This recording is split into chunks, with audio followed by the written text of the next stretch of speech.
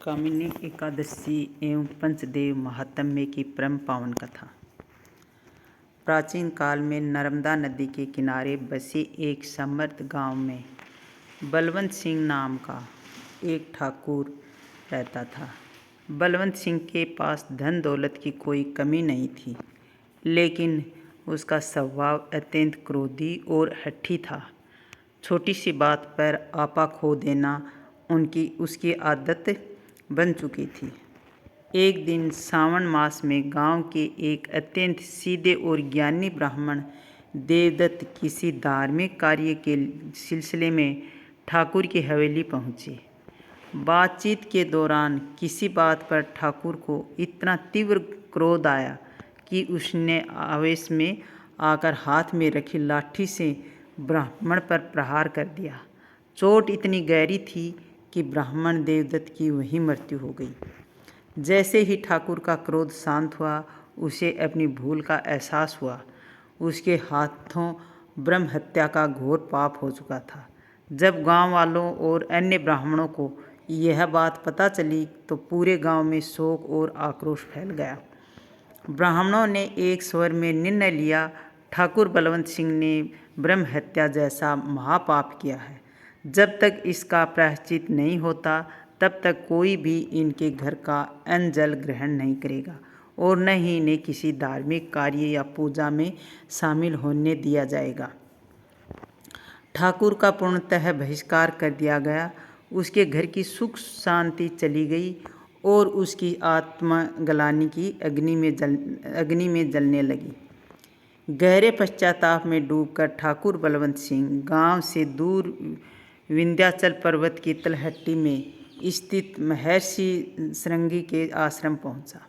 ठाकुर ने महर्षि के चरणों में गिरकर अश्रु बहाते हुए कहा, हे गुरुदेव, मुझसे अनजाने में क्रोध के वशीभूत होकर ब्रह्म हत्या का पातक हो गया हूँ। मेरा मन अशांत है और पूरा समाज मेरा त्याग कर चुका है। कृपया करके मुझे इस घोर पाप से मुक्ति का कोई मार्ग दिखाइए। महर्षि ने दया भाव से ठाकुर को उठाया और ध्यान लगाकर बोले, हे ठाकुर, निराश मत हो। पाप कितना भी बड़ा हो, सच्चे पश्चाताप और ईश्वर की शरण में जाने से उसका निवारण संभव है। श्रावण मास के कृष्ण पक्ष में आने वाली एकादशी को कामिनी एकादशी कहते हैं। यह एकादशी महापापों को भस्म करने वाली है। महर्षि ने आगे कहा, परंतु तुम्हारे पाप की गुरुता को देखते हुए तुम्हें केवल एकादशी का व्रत ही नहीं, बल्कि एकादशी के साथ साथ तुलसी माता, माता लक्ष्मी, विघ्नहर्ता गणेश जी और पीपल देव, इन चारों की कथा का श्रवण और पूजन भी एक साथ करना होगा।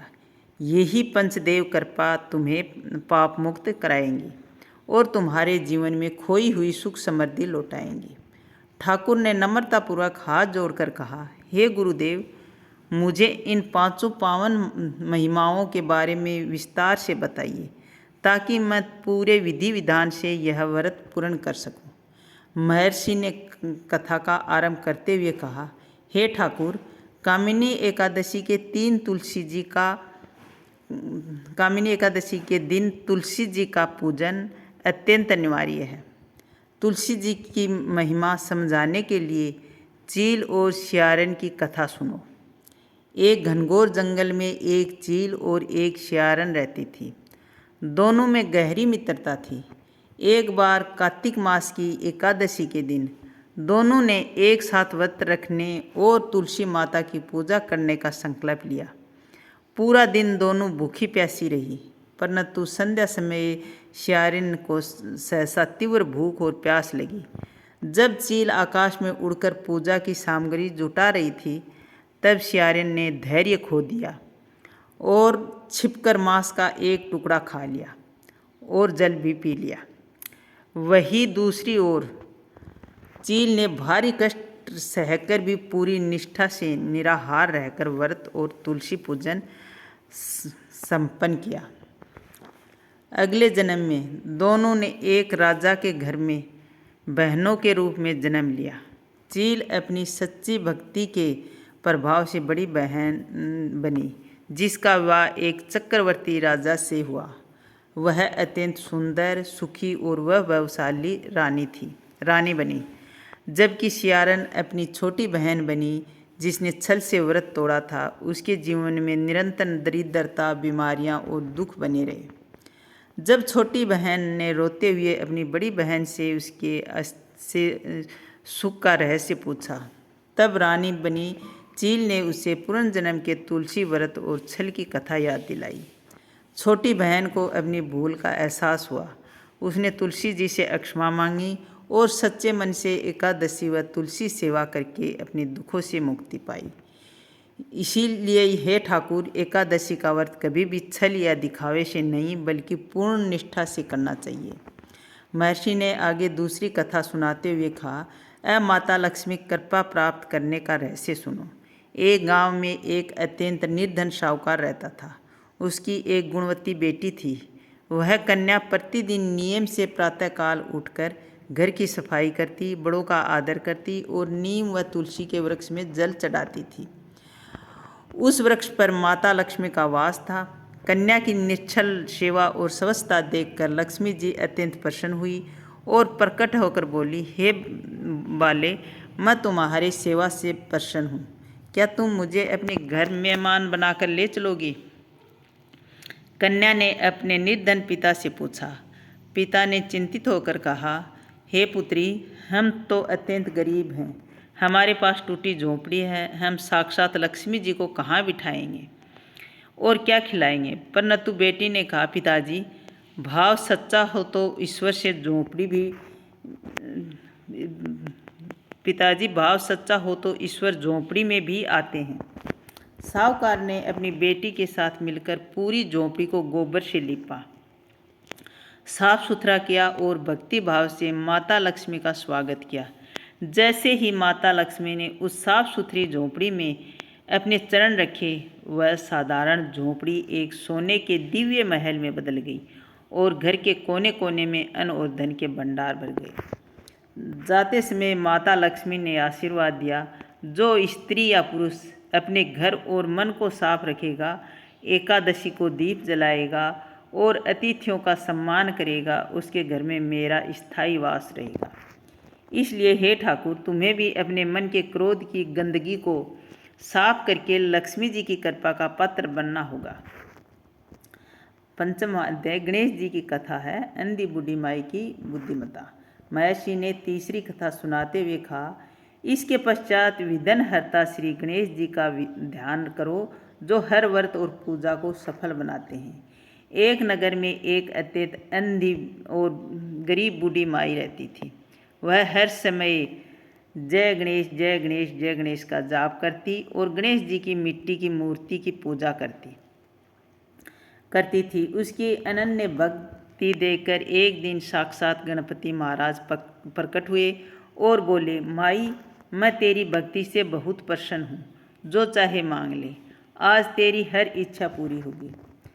बूढ़ी माई दुविधा में पड़ गई। उसने कहा, हे प्रभु, मुझे मांगना नहीं आता। मैं अपनी बहू और बेटे से पूछकर कल मांगूंगी।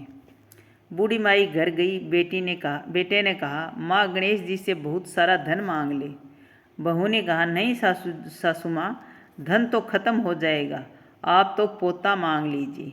बूढ़ी माई ने सोचा कि धन और पोता तो केवल परिवार के लिए हैं, मुझे अपने लिए भी तो कुछ मांगना चाहिए।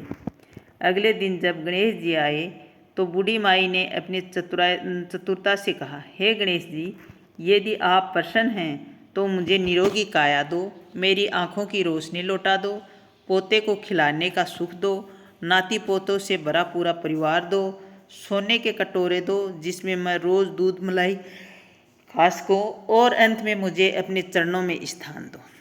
गणेश जी मुस्कुराकर बोले, माई, तूने तो एक ही वरदान में सब कुछ मांग लिया, पर जो तूने मांगा है वह सब तुझे प्राप्त होगा। गणेश जी के आशीर्वाद से बूढ़ी माई की आंखें ठीक हो गई। उसका घर धन धान्य और पोतों पोतियों से भर गया। इसलिए कामिनी एकादशी पर गणेश जी का ध्यान करने से बुद्धि और सर्व सुख की प्राप्ति होती है। महर्षि ने अंतिम कथा सुनाते हुए कहा, हे ठाकुर, अब पिप्पल देव की महिमा सुनो, जिसमें ब्रह्मा, विष्णु और महेश तीनों देव एक साथ निवास करते हैं। एक समय की बात है, एक राज्य में एक बूढ़ी महिला रोज नियम से नगर के बाहर स्थित विशाल पीपल के पेड़ की पूजा करती थी। वह उसे जल चढ़ाती, सूत का धागा बांधती और उसकी परिक्रमा करती थी। राजा के सिपाहियों ने राजा से शिकायत की कि यह बुढ़िया रोज पेड़ के पास जाकर न जाने क्या जादू टोना करती है। राजा ने बुढ़िया को दरबार में बुलाया और पूछा, हे वृद्ध, तुम उस साधारण से पेड़ की इतनी सेवा क्यों करते हो? बुढ़िया ने हाथ जोड़कर कहा, हे राजन, पीपल का वृक्ष साधारण नहीं है। इसके मूल में ब्रह्मा जी, तने में भगवान विष्णु और अग्रभाग में भगवान शिव का वास है। जो भी शनिवार और एकादशी को पीपल की सेवा करता है उसके पितर तृप्त होते हैं, अकाल मृत्यु का भय टल जाता है और संतानहीन को संतान की प्राप्ति होती है। राजा की कोई संतान नहीं थी। उसने बुढ़िया की बात मानकर खुद भी रानी के साथ पीपल वृक्ष की पूजा और परिक्रमा आरंभ की। कुछ ही समय में पीपल देव की कृपा से राजा के राज्य में आया बड़ा अकाल टल गया और रानी ने एक तेजस्वी पुत्र को जन्म दिया। तब से पूरे राज्य में पीपल देव की पूजा का नियम बन गया। महर्षि की यह बातें सुनकर ठाकुर बलवंत सिंह का हृदय पूरी तरह परिवर्तित हो गया। महर्षि ने कहा, अब तुम घर जाओ और आने वाले सावन की कामिनी एकादशी पर इन 5 कथाओं का स्मरण करते हुए व्रत रखो।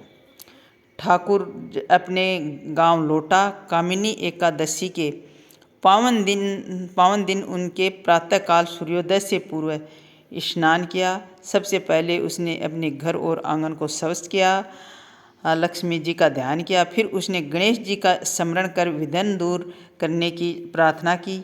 इसके बाद ठाकुर जी ने तुलसी माता के पौधे के सामने देसी घी का दीप जलाया और जल अर्पित किया। दोपहर के समय वह गांव के पीपल वृक्ष के पास गया, वहां जल और कच्चा दूध चढ़ाया तथा 7 परिक्रमा की। पूरे दिन ठाकुर जी ने निर्जला उपवास रखा और मन ही मन भगवान विष्णु के ओम नमः भगवते वासुदेव मंत्र का जाप करता रहा।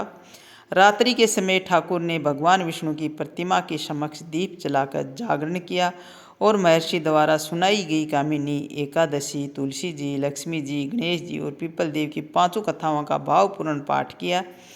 मध्य रात्रि में जब ठाकुर जी ध्यान में बैठा था तब अचानक पूरा कमरा एक अलौकिक प्रकाश से जगमगा उठा। साक्षात भगवान श्री हरि विष्णु गरुड़ पर सवार होकर प्रकट हुए। उनके एक हाथ में शंख, दूसरे में चक्र, तीसरे में गदा और चौथे में पद्म था।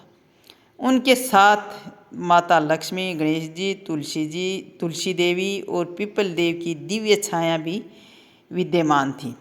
भगवान विष्णु ने मधुर स्वर में कहा, उठो ठाकुर बलवंत सिंह, तुम्हारे सच्चे पश्चाताप, निर्जला एकादशी व्रत और तुलसी, लक्ष्मी, गणेश व पीपल देव की संयुक्त भक्ति से तुम्हारे ब्रह्मा हत्या का घोर पाप पूरी तरह भस्म हो गया है। तुम्हारे मन का अहंकार मिट चुका है।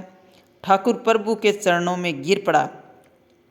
भगवान विष्णु ने उसे आशीर्वाद दिया और अंतर्ध्यान हो गए। अगले दिन सुबह द्वादशी तिथि को ठाकुर ने गांव के सभी ब्राह्मणों को आदरपूर्वक आमंत्रित किया। अपने हाथों से उन्हें भोजन कराया और दान दक्षिणा दी। ठाकुर के चेहरे पर अलौकिक तेज देखकर और उसकी सच्ची निष्ठा देखकर सभी ब्राह्मणों ने उसे सहर्ष क्षमा कर दिया और अपना कामिनी एकादशी के साथ इन 4 कथाओं के इस अद्भुत संगम का पाठ करने या सुनने से मनुष्य का निम्नलिखित फलों की प्राप्ति होती है। कामिनी एकादशी फल। अनजाने में हुए बड़े पापों से, पाप और मानसिक ग्लानि से मुक्ति मिलती है। तुलसी कथा का फल। जीवन में सत्य और निष्ठा बढ़ती है तथा छलवा दूर होता है। लक्ष्मी कथा का फल। घर में स्वच्छता, दरिद्रता का नाश और स्थायी धन धान्य का वास होता है। गणेश जी की कथा। संकट दूर होते हैं, सद्बुद्धि आती है और मनोकामनाएं पूर्ण होती हैं। पीपल की कथा का फल। पितृदोष शांत होते हैं, वंश की वृद्धि होती है और त्रिदेवों की एक साथ कृपा मिलती है। हे भगवान श्री हरि विष्णु, हे तुलसी माता, हे धनदात्री लक्ष्मी जी, हे विघ्नकर्ता गणेश जी और हे सर्वदेव पीपल देव, जैसे आपने ठाकुर बलवंत सिंह के पापों का अंत करके उसे सुख शांति प्रदान की। वैसे ही इन पावन कथा को पढ़ने, सुनने और सुनाने वाले सभी भक्तों के कष्ट दूर करना और अपनी भक्ति प्रदान करना। श्री कामिनी एकादशी माता की जय हो। श्री तुलसी लक्ष्मी गणेश पीपल देव की जय हो। श्री लक्ष्मी नारायण ओम नमः शिवाय। जय हो भाई सब देव देवताओं की।